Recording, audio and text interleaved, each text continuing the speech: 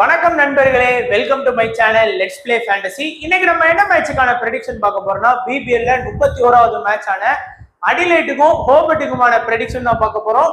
நீங்க நம்மளுடைய டெலிகிராம் சேனல்ல ஜாயின் பண்ணல அப்படின்னா மறக்காம ஜாயின் பண்ணிக்கோங்க. முக்கியமான அப்டேட் பிளஸ் ஃபைனல் டைம் எல்லாமே நம்ம டெலிகிராம் சேனல்ல கொடுக்குறோம். ஜாயின் பண்ணி சப்போர்ட் பண்ணுங்க நண்பா.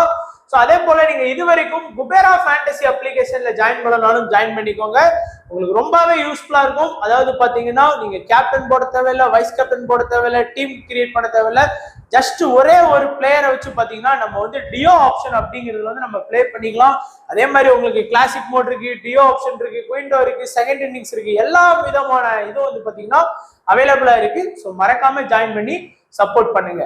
ஸோ இது வந்து பாத்தீங்கன்னா அடிலேட்ல நடக்கக்கூடிய ஒரு மேட்ச். அடிலேட்டுக்கு ஒரு ஃபேவரட்டான கிரவுண்டு. ஸோ இந்த கிரவுண்டை பொறுத்த வரைக்கும் ஆல்மோஸ்ட் ஒரு பாத்தீங்கன்னா நமக்கு வந்து ஒரு 3 மேட்ச் கிட்ட நடந்திருக்கு. ஸோ அதோட ரிசல்ட்டை பேஸ் பண்ணி நீங்க பார்க்கலாம் பிச் ரிப்போர்ட்டை. அதாவது பாத்தீங்க அப்படின்னா 3 மேட்சுமே ஒரு சேம் அப்படிங்கிற மாதிரி தான் ஸ்கோர் வந்திருக்கு. இந்த மேட்ச் பாத்தீங்க அப்படின்னா ஒரு 200+ ஸ்கோர் வந்திருக்கு. இந்த மேட்சும் வந்து பாத்தீங்கன்னா ஒரு 200+ ஸ்கோர் வந்திருக்கு. இந்த மேட்ச் வந்து பாத்தீங்கன்னா ஒரு 150 ஸ்கோர் தான் வந்திருக்கு. ரீசன் பாத்தீங்க அப்படின்னா இந்த மேட்ச் வந்து கொஞ்சம் அவங்க வந்து அசால்ட் ஆடினாங்க பெர்த் வந்து.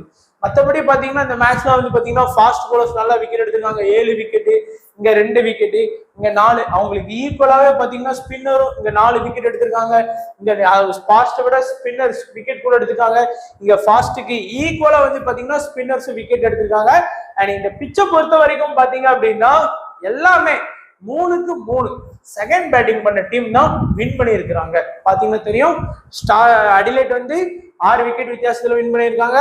அடிலைட் வந்து 7 விக்கெட் வித்தியாசத்துல வின் பண்ணியிருக்காங்க. அடிலைட் வந்து 9 விக்கெட் வித்தியாசத்துல வின் பண்ணியிருக்காங்க. என்னதான் அடிலைட் வந்து இந்த சீசன்ல 3 மேட்ச் தான் வின் பண்ணியிருக்காங்க. அந்த 3மே அவங்களோட ஹோம் கிரவுண்ட்ல தான் வின் பண்ணியிருக்கிறாங்க அப்படிங்கிறத தெரிஞ்சுக்கோங்க. இந்த மொத்தமே 3 வின்னிங் அடிலைட், 3மே அந்த அடிலைட் பிச்சில் தான் வின் பண்ணியிருக்காங்க. அதுவும் செகண்ட் பேட்டிங் பண்ணி ஈஸியா வின் பண்ணியிருக்காங்க. அது 200 டார்கெட் அடிச்சாலும் சரி, 205 அடிச்சாலும் சரி, 150 அடிச்சாலும் சரி, அடிலைட் வந்து அவங்க ஹோம் கிரவுண்ட்ல நல்லா ஆடி இருக்காங்க. ஞாபகம் வச்சுக்கோங்க. ஸோ ரெக்கார்ட் வைஸாவும் பாத்தீங்கன்னா டோட்டலா இந்த பிச்சில் 3 மேட்ச் நடந்திருக்கு. 3மே பேட்டிங் செகண்ட் பண்ண டீம் தான். 4 இன்னிங்ஸ் வந்து பாத்தீங்கன்னா 190+, 2 இன்னிங்ஸ் வந்து 150 to 169 இருக்கு. அண்ட் ஹை ஸ்கோர் ஸ்டார்ஸ் வந்து அடிச்சாங்க. மெல்போர்ன் ஸ்டார்ஸ் வந்து 211 அடிச்சாங்க. அண்ட் சாரி அடிலைட் தான் அடிச்சாங்க 211. லோ ஸ்கோர் வந்து பாத்தீங்கன்னா பெர்த் 153 ரன் வந்து ஸ்கோர் பண்ணியிருக்காங்க. இப்போ நம்ம வந்து ப்ரெடிக்ஷன் பார்க்கலாம். ஸோ அடிலைட்ல வந்து பாத்தீங்க அப்படின்னா இந்த மேட்ச் வந்து அலெக்ஸ் கேரி வந்து உள்ள வர்றதுக்கான பாசிபிலிட்டி இருக்கு அப்படிங்கிற மாதிரி சொல்லியிருக்காங்க. ஸோ அவர் தான் விக்கெட் கீப்பர் ஆப்ஷன்ல இருக்கிறதுக்கான வாய்ப்பும் இருக்கு. வாய்ப்பு இல்லை, அவர் தான் ஆல்மோஸ்ட் கன்ஃபார்ம் பண்ணிட்டாங்க. ஸ்குவாட்ல பார்த்தா தெரியும். இன்னிங்ஸை ஓபன் பண்ணக்கூடியது எம் ஷாட்டும் டி ஷாட் தான். ஸோ எம் ஷாட்டை பொறுத்த வரைக்கும் நல்ல ஆப்ஷன். நம்ம வந்து பாத்தீங்கன்னா கேப்டன் வைஸ் கேப்டனா போடக்கூடிய பிளேயர். லாஸ்ட் மேட்ச் கூட பாத்தீங்கன்னா 76 ரன் பிளஸ் 1 விக்கெட் எடுத்திருக்காரு 3 ஓவர் போலிங் பண்ணி. அதுக்கு முந்தின மேட்ச்ல 74 ரன் சொல்லி ஒரு பயங்கரமான இன்னிங்ஸ் வந்து பாத்தீங்கன்னா இந்த சீசன்ல ஆடிட்டு இருக்காரு.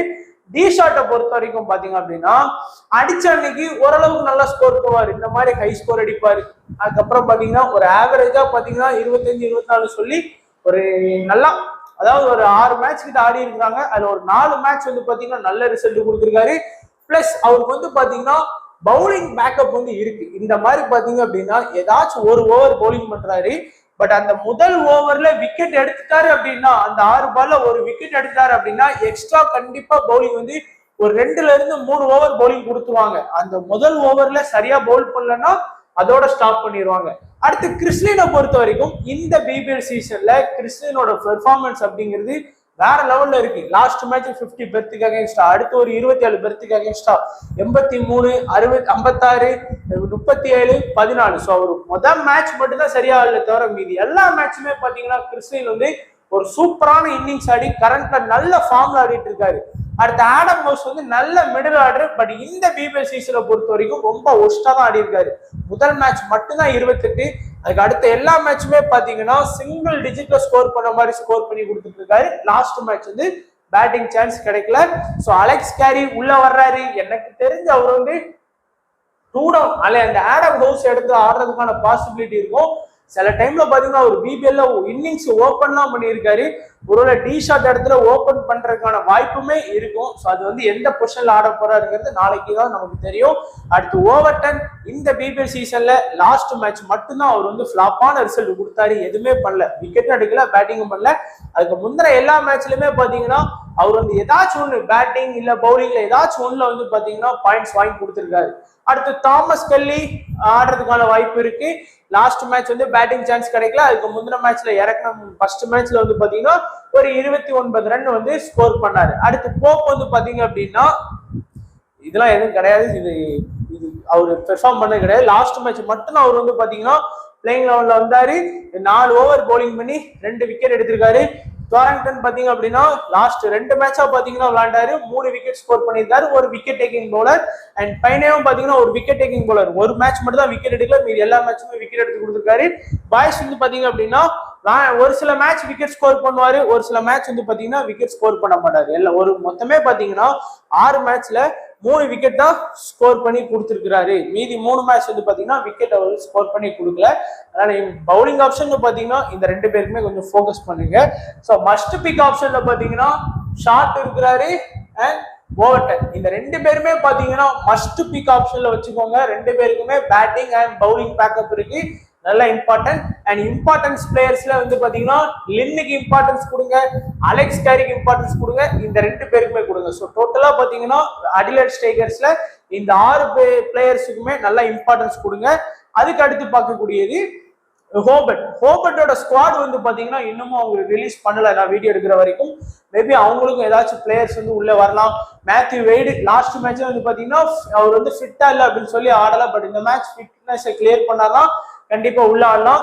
ஸோ ஜீவல் மேத்யூ வெய்டு வந்து இன்னிங்ஸ் ஓப்பன் பண்ணலாம் மேபி. ஸோ ஜீவல் பொறுத்த வரைக்கும் பாத்தீங்கன்னா அடிச்ச அன்னைக்கு தான் வந்து பாத்தீங்கன்னா 31, 45, 42 ஸ்கோர் பண்றாரு. சில மேட்ச் வந்து பாத்தீங்கன்னா பெருசா ஸ்கோர் பண்ணி கொடுக்கறது கிடையாது. ஸோ ஒரு 7 மேட்ச்ல 3 மேட்ச் நல்லா ஆடி இருக்காரு. ஸோ பாதிக்கு பாதி தான் அந்த மாதிரி தான் வந்து ஸ்கோர் பண்ணி கொடுக்குறாரு. அடுத்து மேத்யூ வெய்டு அவரும் பாத்தீங்கன்னா ஒரு மேட்ச் மட்டும் தான் நல்லா ஸ்கோர் பண்ணாரு. அடுத்து மேக் ரைட் வந்து பாத்தீங்கன்னா நல்ல கன்சிஸ்டன்சி ஆடக்கூடிய பிளேயர். பட் லாஸ்ட் 2 மேட்சா பாத்தீங்கன்னா அவர் வந்து ஃபிளாப்பான ரிசல்ட் தான் கொடுத்துருக்காரு. அதுக்கு முந்தின 3 மேட்ச்ல வந்து பாத்தீங்கன்னா சூப்பரான இன்னிங்ஸ் ஆனாரு.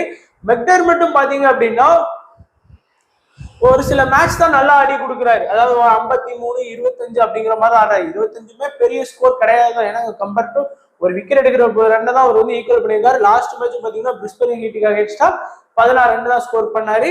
டிம் டேவிட் ரொம்ப நாளைக்கு அப்புறம் பாத்தீங்கன்னா நேத்து விளையாண்ட மேட்ச்ல அதாவது பிரிஸ்பேன் ஹீட்டுக்கு அகேன்ஸ்டா ஒரு 27 தான் ஸ்கோர் பண்ணாரு. அதுதான் அவர் இந்த சீசன்ல ஸ்கோர் பண்ண ஹை ஸ்கோர். அடுத்து கோரி ஆண்டர்சன் நம்ம ஏற்கனவே சொன்ன மாதிரி முதல் மேட்ச் வந்து நல்ல ரிசல்ட் கொடுத்தாரு. 2ஆவது மேட்ச் ஃபிளாப்பு, 3ஆவது மேட்ச் ஃபிளாப்பு, 4ஆவது மேட்ச் ஃபிளாப்பு, 5ஆவது மேட்ச் ஃபிளாப்பு, 6ஆவது மேட்ச் கொஞ்சம் ஸ்கோர் பண்ணி கொடுத்தாரு. அண்ட் 7ஆவது மேட்ச் வந்து பாத்தீங்கன்னா ஃபிளாப். அவர் வந்து கன்சிஸ்டன்சி அவரால் வந்து பாத்தீங்கன்னா பெர்ஃபார்ம் பண்ண முடியாது. பெர்ஃபார்ம் பண்ணக்கூடிய பிளேயரும் கிடையாது. பட் இந்த முதல் ஓவர் வந்து பாத்தீங்கன்னா பவுல் பண்றாருல, இந்த முதல் ஓவர்ல பவுல் பண்ணும்போது அட்லீஸ்ட் ஒரு விக்கெட் ஸ்கோர் பண்ணிட்டாருன்னு வச்சுக்கோங்களேன். அன்னைக்கு வந்து பாத்தீங்கன்னா அவர் வந்து ஓவர் அதிகமா பவுல் பண்ணுவார். இந்த மாதிரி நடக்கும். அப்படி இல்லைன்னா இந்த மாதிரி ஒரு ஓவர் இந்த மாதிரி தான் கொடுப்பாங்க அவருக்கு அதிகபட்சமா. அந்த ஒரு ஓவர்ல ஒரு விக்கெட் ஸ்கோர் பண்ணாருன்னா 2வது ஓவர் வந்து பவுல் கொடுப்பாங்க. அந்த ஓவர் அட்லீஸ்ட் விக்கெட் எடுக்கல, கொஞ்சம் நல்லா பவுல் பண்ணாதான் 3வது ஓவர் வரைக்கும் போவாங்க. அதுக்கு மேல போறதுக்கான வாய்ப்பு கம்மி தான். ஏன்னா ஆல்மோஸ்ட் பவுலிங் ஆப்ஷன் இருக்கு. அடுத்து வந்து பாத்தீங்கன்னா சௌதாரி பாத்தீங்கன்னா நம்ம ஏற்கனவே சொன்னோம் யாருமே ஃபோக்கஸ் பண்ண மாட்டீங்க. அந்த அளவுக்கு ஒரு நல்ல பிளேயர் அப்படின்னு சொல்லி லாஸ்ட் வீடியோல நான் சொல்லியிருந்தேன். அதே மாதிரி 55 ரன் பிளஸ் 2 விக்கெட் ஸ்கோர் பண்ணாரு. இவரும் அதே மாதிரி தான். அதாவது பாத்தீங்கன்னா பவுலிங் ஆப்ஷன் ஃபுல்லா கொடுக்க மாட்டாங்க. அந்த ஓவர் எப்படி பவுல் பண்றாரு அப்படிங்கறத பார்த்துட்டு தான் அடுத்தடுத்த ஓவர் வந்து இன்க்ரீஸ் பண்றாங்க. கிறிஸ் ஜோர்டான் ஒரு டெத்ல பவுலிங் பண்ணக்கூடிய பவுலர், விக்கெட் டேக்கிங் பவுலர் கிடையாது என்ன பொறுத்த வரைக்கும். பட் டெத்ல பவுல் பண்றதுனால விக்கெட் எடுக்காரு. லாஸ்ட் மேட்ச் கூட பாத்தீங்கன்னா அவர் விக்கெட் எடுத்தது ஃபுல்லாமே அந்த டெத் ஓவர்ஸ்ல தான் விக்கெட் எடுத்தாரு. எலிசுமே பாத்தீங்கன்னா ஸ்டார்டிங் பிளஸ் டெத்ல அட்டாக் பண்ணக்கூடிய பவுலர் இருக்காரு. டெத்ல வந்து ஒரு ஓவர் தான் பவுலிங் பண்றாரு. கிறிஸ் ஜோர்டான் தான் அந்த 17, 19 பவுல் பண்றாரு. இவர் வந்து பாத்தீங்கன்னா 18 பவுல் பண்றாரு. அண்ட் இவரு பாத்தீங்கன்னா விக்கெட் டேக்கிங் பவுலர். எலிஸ் வந்து எல்லா மேட்சுமே ஆல்மோஸ்ட் விக்கெட் எடுத்து கொடுத்துருக்காரு. மெரிடித்தும் wicket taking bowler. But last மேட்ச்ல விக்கெட் எடுக்கல. ரீசன் பாத்தீங்கன்னா அவர் பால வந்து யாருமே பெருசா அடிச்சாடான்னு நினைக்கல. ரொம்ப முதல் 3 ஓவர் பவுலிங் பண்ணி 11 ரன் தான் கொடுத்திருந்தாரு. அதுக்கு அடுத்த ஓவர் 4வது ஓவரும் பாத்தீங்கன்னா ரன் ரொம்ப எக்கனாமி மெயின்டைன் பவுலிங் பண்ணி பண்ணாரு. பட் விக்கெட் எதுவும் எடுக்கல. நமக்கு வந்து விக்கெட் தான் முக்கியம். அதை ஞாபகம் வச்சுக்கோங்க. அடுத்து பிரதீப் தோனி பாத்தீங்கன்னா லாஸ்ட் மேட்ச் வந்து ஒரு விக்கெட் எடுத்தாரு, எக்ஸ்ட்ரா விக்கெட் எடுத்திருந்திருப்பாரு. கேட்ச்ல டிம் டேவிட் வந்து ஃபர்ஸ்ட் டைம் வந்து பாத்தீங்கன்னா கேட்சை மிஸ் பண்ணாரு அவர் பால்ல, இல்லைன்னா எக்ஸ்ட்ரா ஒரு விக்கெட் வந்து கண்டிப்பா எடுத்திருப்பாரு. சாரி, நம்ம வந்து பாத்தீங்கன்னா இம்பார்ட்டன்ட் வைஸா பாத்தீங்க அப்படின்னா நீங்க வந்து மேக் ரைட்டுக்கு இம்பார்ட்டன்ஸ் கொடுங்க. அதுக்கு அடுத்து பாத்தீங்க அப்படின்னா இந்த மேட்ச் வந்து சவுதாரிக்கு இம்பார்ட்டன்ஸ் கொடுங்க. கிறிஸ்டோடான், எலிஸ், மெரிடித் இந்த 5 பேருக்கு வந்து இம்பார்ட்டன்ஸ் கொடுங்க. மெக்டர்மெட்டுக்கு வந்து கொஞ்சம் பார்த்து இம்பார்ட்டன்ஸ் கொடுங்க. ஏன்னா நீங்க விக்கெட் கீப்பர் ஆப்ஷன்ல நமக்கு வந்து அலெக்ஸ் கேரி வந்துட்டாரு, அதனால அலெக்ஸ் கேரியோட ஃபோக்கஸ் பண்ணலாம். பட் எல்லாருமே அலெக்ஸ் கேரியை ஃபோக்கஸ் பண்ண மாட்டாங்க, அது தெரிஞ்சுக்கோங்க. பட் நீங்க ரிஸ்கா போகணும்னு நினைக்கிறவங்க வந்து போய்க்கலாம். அடுத்து லின்னு, மேக்ரேடி, சவுதாரி, கிறிஸ்டோடான், Overton, Short, Ellis, Paine, Meredith, டொரண்டோ. ஸோ நம்ம கொஞ்சம் ரிஸ்கான பிக்கே எடுத்திருக்கோம். சேஃபான கேப்டன் வைஸ் கேப்டன் பாத்தீங்கன்னா இந்த 3 பேர் தான் இன்னைக்கு மேட்ச்ல. இந்த 3 பேர் தான் எல்லாருமே வந்து பாத்தீங்கன்னா கேப்டன் வைஸ் கேப்டனா ட்ரை பண்ண போறாங்க. கொஞ்சம் ரிஸ்கா போகணும்னு நினைக்கிறவங்க வந்து பாத்தீங்கன்னா அலெக்ஸ் கேரியோட போகலாம், மேக்ரைட்டோட போகலாம், மெரிடித்த கூட நீங்க வந்து கேப்டன் வைஸ் கேப்டனா போகலாம். ஏன்னா 2 விக்கெட் எடுக்கிறதுக்கான வாய்ப்பு இருக்கும். ஸோ ட்ரை பண்ணி பாருங்க. உங்களுக்கு இந்த டீம் பிடிச்சிருக்கும்னு நினைக்கிறேன். ஸோ வீடியோவும் பிடிச்சிருக்கும்னு நினைக்கிறேன். பிடிச்சிருந்தா லைக் பண்ணுங்க, உங்க ஃப்ரெண்ட்ஸுக்கு ஷேர் பண்ணுங்க. மறக்காம நம்ம யூடியூப் சேனலை சப்ஸ்கிரைப் பண்ணிட்டு போயிருங்க நண்பா.